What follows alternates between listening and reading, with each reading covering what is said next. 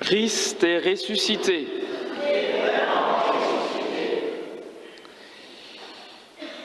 Quelle joie! Et comme notre foi est belle, n'est-ce pas? J'aimerais vous parler un peu de l'Esprit Saint. Parce que la Pentecôte, c'est bientôt, et parce que dès dimanche de Pâques, Jésus propage son esprit sur ses apôtres. Il apparaît, il donne la paix, il souffle sur eux et leur dit « Recevez l'Esprit Saint ». L'Esprit Saint, c'est quelqu'un que vous connaissez bien. Ce n'est pas moi qui le dis, c'est Jésus. En faisant ses adieux jeudi saint, il annonce sa venue en disant « Si vous m'aimez, vous garderez mes commandements et je prierai le Père, et il vous donnera un autre paraclet, pour qu'il soit avec vous à jamais, l'Esprit de vérité que le monde ne peut pas recevoir parce qu'il ne le voit pas ni ne le reconnaît. Vous le connaissez, parce qu'il demeure auprès de vous et qu'il est en vous. Vous connaissez l'Esprit Saint. Oh, l'Esprit Saint est bien mystérieux, c'est vrai, mystérieux, mais si proche de nous que nous ne pouvons pas ne pas le connaître. Cette connaissance n'est pas un savoir qu'on acquiert en ingurgitant des livres, c'est une expérience que l'on fait. Et les lectures de cette messe nous montrent un aspect de sa personnalité de toute beauté dont nous faisons chrétiennement l'expérience. Regardez l'apôtre Pierre, écoutez-le. Cet homme, pas très valeureux dans le fond, tient désormais tête au Sanhédrin qui a fait condamner Jésus par Pilate. Il pourrait bien lui arriver la même chose. Mais voilà, la Pentecôte a eu lieu et Pierre n'a plus peur de rien. Pierre est tout feu, tout flamme pour Jésus. Il n'a plus que ce nom de braise à la bouche, le nom de Jésus, la croix de Jésus et le tombeau vide.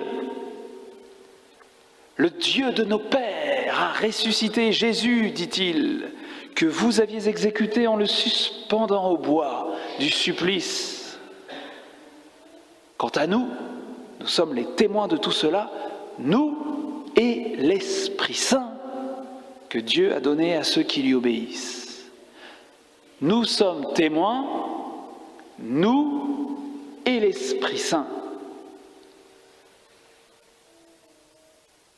Et voilà, Pierre a conscience qu'un autre en nous plaide pour Jésus, qu'un autre en nous aime Jésus, un autre qui n'a de cesse de mettre Jésus au centre et en même temps au-dessus de tout.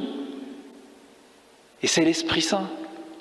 L'Esprit Saint qui glorifie Jésus, l'Esprit Saint qui aime Jésus. Et nous faisons l'expérience de cet amour de l'Esprit pour Jésus quand nous allons à Jésus, comme ce matin, quand nous l'aimons et quand nous prenons sa défense. Et nous venons de faire une expérience extrêmement puissante de l'Esprit Saint, une expérience communautaire. Après la messe dimanche de Pâques, nous étions scotchés. En tout cas, moi, j'étais scotché par une semaine sainte mémorable. Il y avait eu la scène, et puis la croix ruisselante d'amour et de majesté était encore là sous nos yeux, et nous étions contents. On était contents. On était contents du contentement de Dieu, parce que le jardin du paradis était rouvert et retrouvé, et nous étions déjà de ces vainqueurs de l'Apocalypse, dont Jésus dit « Aux vainqueurs, je ferai manger de l'arbre de vie placé dans le paradis de Dieu ». Autrement dit, l'immortalité bienheureuse était acquise pour chacun d'entre nous. Nous étions contents. En réalité, la gloire de Jésus venait d'éclater parmi nous. Et Le bonheur, la joie d'être catholique était manifeste. Tout autour de nous et en nous, il y avait ce que quelqu'un de la paroisse m'a écrit, et je cite, « L'amour, cet amour fulgurant dont le Christ est porteur et qui me pénètre au plus profond de mon être, cet amour inexplicable qui me foudroie tendrement et qui me surprend chaque jour. » Comme c'est bien dit, tous d'une manière ou d'une autre, ne serait-ce qu'en venant, pendant cette semaine sainte, nous avons contribué à faire de ces fêtes pascales l'arc-en-ciel, avec toutes les couleurs, toutes les grâces, l'arc-en-ciel de grâce qui s'est levé sur nous. Chacun a participé et tous nous avons été touchés. Mais nous n'étions pas livrés à nous-mêmes. La divine liturgie n'était pas notre œuvre, elle ne l'est jamais. Sans bien nous en rendre compte, nous avions été saisis, emportés par l'élan d'amour de l'Esprit Saint. Il a pris chacun par la main, chacun par le cœur, parce qu'il voulait que tout soit grand, que tout soit beau, pour Jésus. Et pour qu'en accueillant dans notre cœur le grand et beau Jésus que le Père nous donne, nous soyons sauvés. L'Esprit de vérité, quand il viendra, il me rendra témoignage, disait Jésus. Il me glorifiera, et ce fut ainsi. L'Esprit Saint aime Jésus. L'Esprit Saint, par amour, n'a de cesse de nous faire rencontrer le grand et beau Jésus, de murmurer en nous un cri de joie, d'étonnement, d'amour. C'est le Seigneur, c'est le Seigneur, c'est le Seigneur. Et nous sommes dans la joie qu'il soit là. L'Esprit Saint emporte nos cœurs vers Jésus. Il nous rassemble autour de lui comme une couronne. Et cet esprit de feu se débrouille, c'est admirable, pour passer totalement inaperçu. Jésus est au centre. L'Esprit est invisible, mais nous le connaissons par son action, et son action en nous est avant tout un amour passionné pour Jésus, le Seigneur.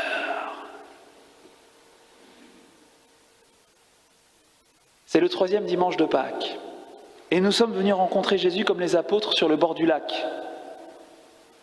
C'était la 3e fois que Jésus, ressuscité d'entre les morts, se manifestait à ses disciples. C'était une messe de Pâques sur la plage. C'était une messe de Pâques, parce que Jésus ressuscité d'entre les morts n'organise pas des pique-niques.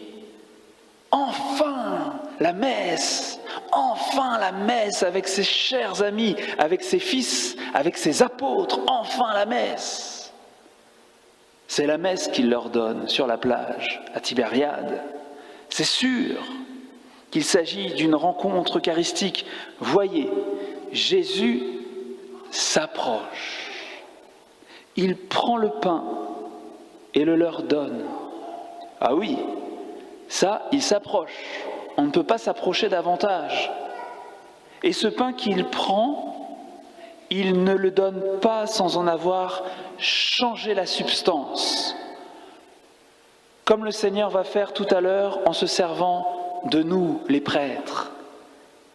C'est tout lui-même qu'il donne dans ces apparentes bouchées de pain. Venez manger, dit Jésus. Venez manger. C'est la parole d'un pélican.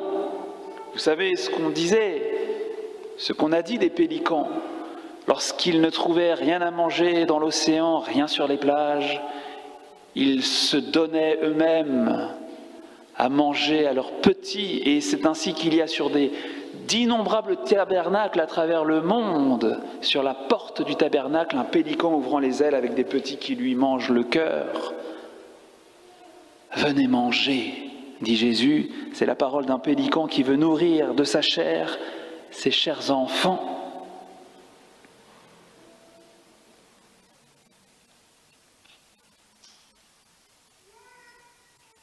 simplicité, la familiarité de Jésus avec ses disciples est exquise. Les enfants, avez-vous quelque chose à manger ? Les enfants, c'est ainsi qu'il les appelle. Sur le rivage, debout près d'un feu de braise. Pourquoi du feu ? Pourquoi ce feu ? Bien, du feu pour cuire les poissons. Et sans doute aussi parce que Jésus est attentif, attentionné. Jésus aime. Jésus sait qu'après une nuit de pêche, on est mouillé, trempé jusqu'aux os, on a froid. Et ses chers amis, ses disciples seront contents de se réchauffer et de se sécher près des braises. On est bien avec Jésus, parce qu'il prend soin de nous, parce qu'il nous aime et nous donne ce qu'il nous faut. Et toi, mon cher Pierre,